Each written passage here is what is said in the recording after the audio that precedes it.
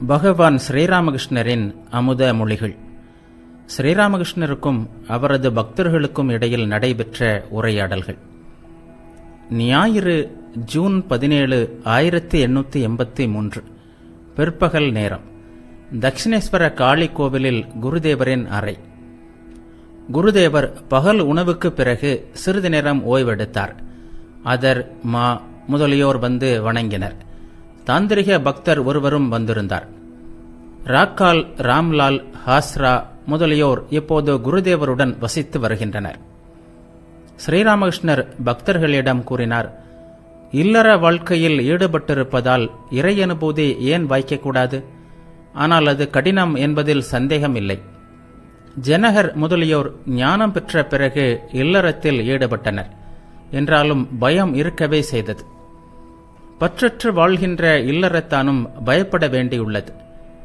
ஜனகர் ஒரு பைரவியை கண்டபோது தலை குனிந்து கொண்டார். பெண்ணைக் கண்டு வெட்கப்பட்டார். அதை கண்ட பைரவி, ஜனகரே, உமக்கு இன்னமும் ஞானம் உண்டாகவில்லை என்றுதான் தோன்றுகிறது. ஆண் பெண் வேறுபாடு இன்னும் உம்மிடம் உள்ளதே என்றாள். கறி வைத்திருக்கும் அறையில் புழங்கும்போது எவ்வளவுதான் எச்சரிக்கையாக இருந்தாலும் கரை சிறிது படியத்தான் செய்யும். இல்லற பக்தர்கள் பட்டாடை உடுத்திக்கொண்டு பூஜை செய்யும்போது பக்தி பெருக்குடன் இருப்பதை பார்க்கிறேன்.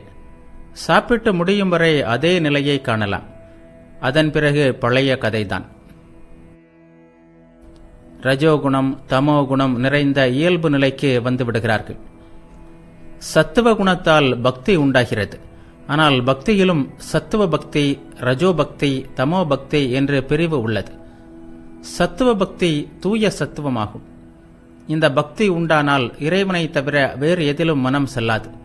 இந்த பக்தர்கள் உடலை காப்பாற்ற தேவையான அளவு மட்டுமே அதன் மீது மனதை செலுத்துவார்கள். பரமஹம்சர்கள் இந்த 3 குணங்களையும் கடந்தவர்கள். அவர்களிடம் இந்த 3 குணங்களும் உள்ளன. என்றாலும் இல்லை, அவர்கள் குழந்தையைப் போல் எந்த குணத்தின் பிடியிலும் இல்லை. இந்த பரமஹம்சர்கள் சின்னஞ்சிறு பாலகர்களின் இயல்பை பெறுவதற்காக அவர்களை தங்கள் அருகில் வர அனுமதிக்கின்றனர். பரமஹம்சர்கள் எதையும் சேகரித்து வைப்பதில்லை. இந்த நியதி இல்லறத்தார்களுக்கு அல்ல. அவர்கள் தங்கள் குடும்பத்திற்காக பொருட்களை சேமித்தே ஆக வேண்டும். தாந்திரிக பக்தர் கேட்டார், பரமஹம்சர்களிடம் பாவ புண்ணிய உணர்வு இருக்குமா? ஸ்ரீராமகிருஷ்ணர் கூறினார், இதைத்தான் கேசவரும் ஒரு முறை கேட்டார். அதற்கு இன்னும் நான் சொன்னால் உங்கள் சமாஜம் கிமாஜம் எதுவும் நிற்காது என்று கூறினேன். அதை கேட்டதும் அவர், சுவாமி, அப்படியானால் சொல்லாதீர்கள் என்றார். பாவம் புண்ணியம் என்றால் என்ன தெரியுமா? நல்ல புத்தியையும் தீய புத்தியையும் தருவது இறைவனே என்பதை பரமஹம்சர்கள் காண்கிறார்கள். கசப்பு பழங்களும் இனிப்பு பழங்களும் இல்லையா? சில மரங்களில் இனிப்பு பழங்கள், சில மரங்களில் கசப்பு பழங்கள், சில மரங்களில் புளிப்பு பழங்கள். இறைவனே சுவையான மாமரத்தையும் உருவாக்கியிருக்கிறார். அதேபோல் புளிப்பான மரிமாங்காய் மரத்தையும் தோற்றுவித்திருக்கிறார்.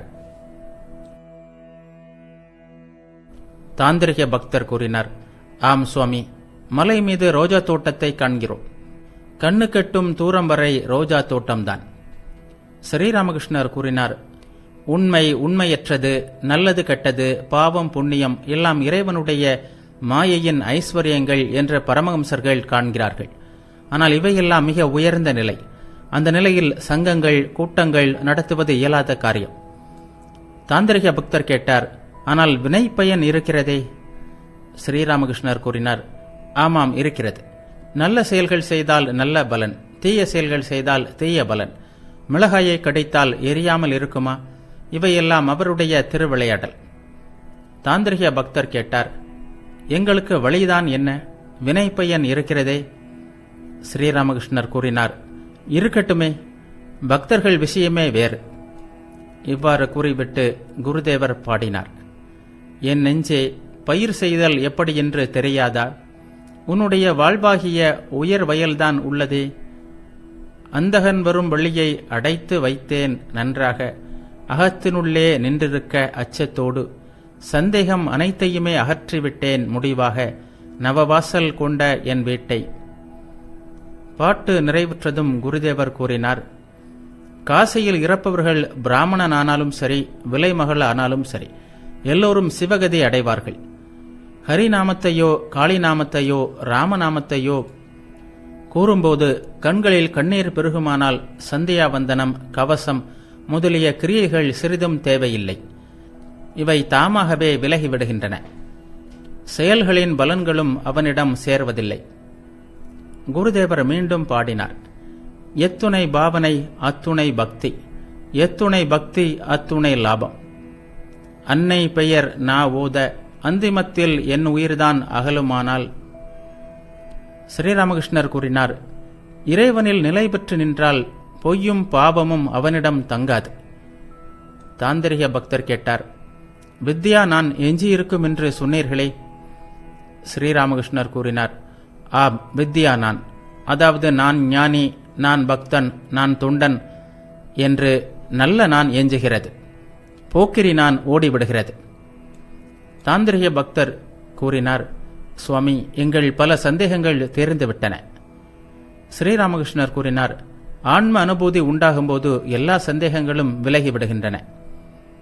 தமோகுண பக்தியை மேற்கொள்ளுங்கள். என்ன, நான் ராமநாமத்தை சொல்கிறேன், காளிநாமத்தை சொல்கிறேன், எனக்கு எப்படி பந்தம் வரும், எனக்கு எப்படி வினைப்பயன் வரும் என்று கூறுங்கள். குருதேவர் மறுபடியும் பாடினார். தேவி, உன் பெயரை துர்கா, ஸ்ரீ துர்கா என்று நான் ஓதிய வண்ணம். குருதேவர் தொடர்ந்து பேசினார். நம்பிக்கை, நம்பிக்கை, நம்பிக்கை. ராமனே எல்லாமாகிய இருக்கிறார். அந்த ராமன்தான் ஒவ்வொருவரிலும் உள்ளார் என்று ஒரு குரு சீடனிடம் கூறினார். நாய் ரொட்டியை கடித்து தூக்கி சென்றது. அதை கண்ட சீடன், ஓ ராமா, பொறு பொறு, ரொட்டியில் வெண்ணெய் தடவி தருகிறேன் என்று கூறினான். குருவின் வார்த்தைகளில் என்ன ஒரு நம்பிக்கை! உதவாக்கரைகளுக்கு நம்பிக்கை உண்டாவதில்லை, எப்போதும் சந்தேகம்தான். ஆன்ம அனுபூதி கிடைக்காவிட்டால் எல்லா சந்தேகங்களும் அகல்வதில்லை. சுத்த பக்தியில் எந்த ஆசையும் இருக்காது. இந்த பக்தியின் வாயிலாக இறைவனை விரைவில் அடையலாம். அனிமா முதலிய சித்திகள் போன்றவற்றை நாடுவது எல்லாம் ஆசைதான். கிருஷ்ணர் அர்ஜுனனிடம், நண்பா, அனிமா முதலான சித்திகளில் ஒன்று இருந்தாலும் கூட இறை அனுபூதி கிடைக்காது என்றார்.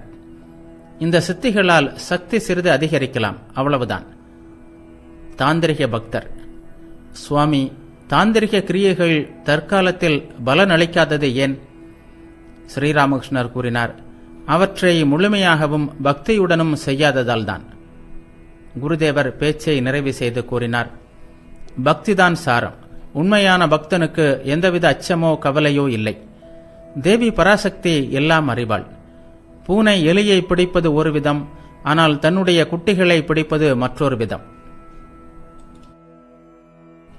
அத்தியாயம் 12. பானிகாட்டி அவல் திருவிழா. திங்கள் ஜூன் 18, 1883. பிற்பகல் 1 மணி. பானிகாட்டி ராஜவீதியில் உள்ள திருவிழா பகுதியில் ஏராளமான மக்கள் கூடியிருந்தனர். குருதேவரை தரிசிக்க ஏங்கிய மக்கள் 4 பக்கங்களிலும் நின்று கொண்டிருந்தனர். சங்கீர்த்தன கூட்டத்தின் நடுவே குருதேவர் பிரேமை பித்து பிடித்தவராக ஆடிக்கொண்டிருந்தார். சைத்தன்யரே மறுபடியும் அவதரித்து வந்துள்ளாரோ என்று சிலர் எண்ணினர். 4 பக்கங்களிலும் ஹரிநாமம் அலை ஓசை போல் ஒலித்துக் கொண்டிருந்தது. சுற்றிலும் மலர்களும் இனிப்புகளும் மழையாக பொழிந்தன. நவதீப கோஸ்வாமி சங்கீர்த்தனம் செய்தவாறு ராகவர் கோவிலை நோக்கி சென்று கொண்டிருந்தார். அப்போது குருதேவர் திடீரென்று வேகமாக ஓடிவந்து சங்கீர்த்தன கூட்டத்தின் நடுவில் நின்று ஆடலானார். ஒரு காலத்தில் ராகவ பண்டிதர் கொண்டாடிய திருவிழா அது. ஒவ்வொரு ஆண்டும் வைகாசி மாத வளர்பிறை 3ஆம் நாள் அந்த விழா கொண்டாடப்படும். ரகுநாத் தாஸ் அதனை துவக்கினார். அதன் பிறகு ராகவ பண்டிதர் ஆண்டுதோறும் அதை கொண்டாடினார்.